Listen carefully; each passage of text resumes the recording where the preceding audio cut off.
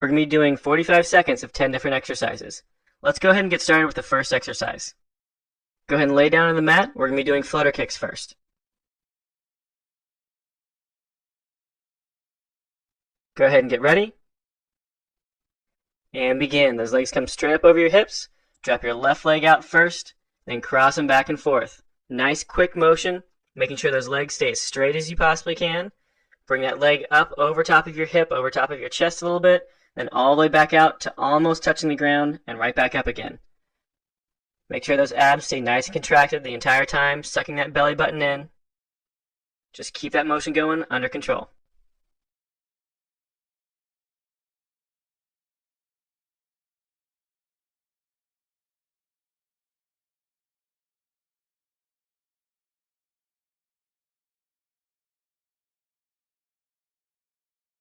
Two more. 1 and 2. Go ahead and let those legs relax. Let's move on to the next one. This is the reaching oblique crunch. Go ahead and get ready. And begin. Crunch up and try to rotate those shoulders sideways. You want to try to get both those shoulders off the ground as best you can. Nice tight squeeze reaching the outside of that thigh. Try to keep those hips flat on the ground. Try not to let them roll. Just keep rotating left to right, reaching across, trying to get a nice tight squeeze of those obliques and those abdominal muscles.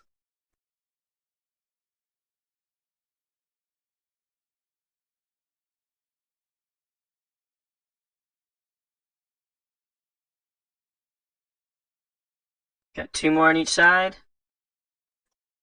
Nice tight squeeze, keep those abs contracted. And there's your last one right there. Go ahead and let it relax. Next one is going to be the Pilates side hip raise. Go ahead and get ready. And begin. Up on that left arm first, on that left side. Try to keep those knees relatively close together.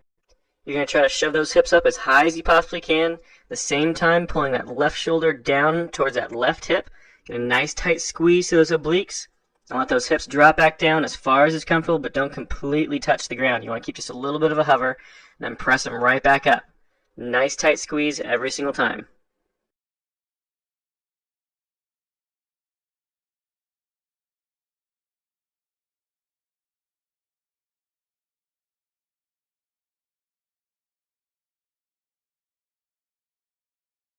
Almost done. Just one more, and let it relax. Alright, let's switch it over to the other side. Doing the same exact motion on the right side this time. Go ahead and get ready. And begin. Bring that hip up nice and high. Same thing, you're going to try to pull that right shoulder down towards that right hip. Get a nice tight squeeze in that oblique. And let that hip drop back down, but don't completely touch. Keep a little bit of a hover, and right back up. If you want to make these harder, you can always kick those feet out completely straight. So you're going off of those toes rather than off that knee.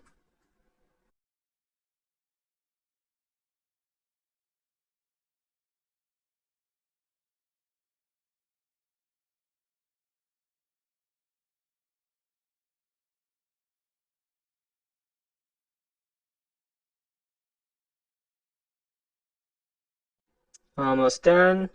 Just got one more. And let it relax. Alright, moving on to the next one. This is the Russian twist. Sitting up on your tailbone for this one.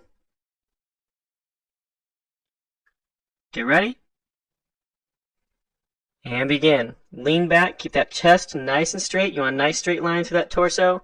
Rotating left to right as far as you can. It's more about range of motion than it is about how fast you can do it. Now for the easier version, you can keep your feet on the ground just like we're doing here. Otherwise, if you want to make it more difficult, lean back just a little bit further and get those feet up off the ground so they're actually hovering off the ground just a little bit. Leaning back like that actually makes those core muscles have to work a lot harder to help you keep that balance. Burns more calories and makes it much more difficult to do the motion.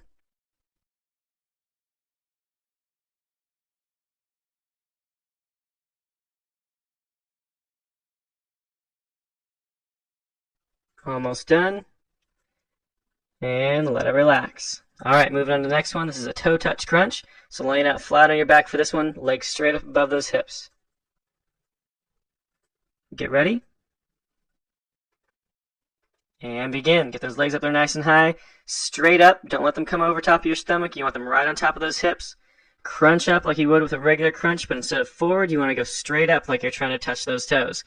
The higher you get up towards those toes, the more those abs are going to have to work. Also, make sure as you lean back, you don't let those abdominal muscles release.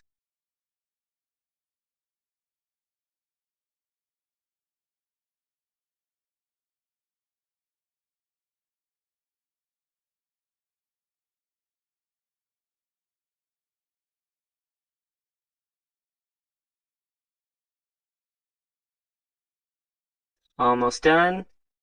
Just one more. And let it relax. Alright, moving on to the Pilates leg pulls facing down. Up into that push-up position.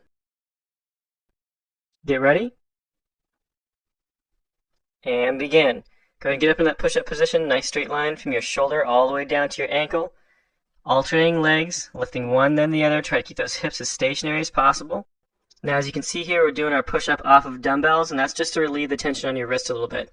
A lot of times people have a problem with putting their palm flat down against the ground because that wrist is just a little bit too tight. Not enough flexibility in there for that range of motion. So this just relieves that tension just a little bit.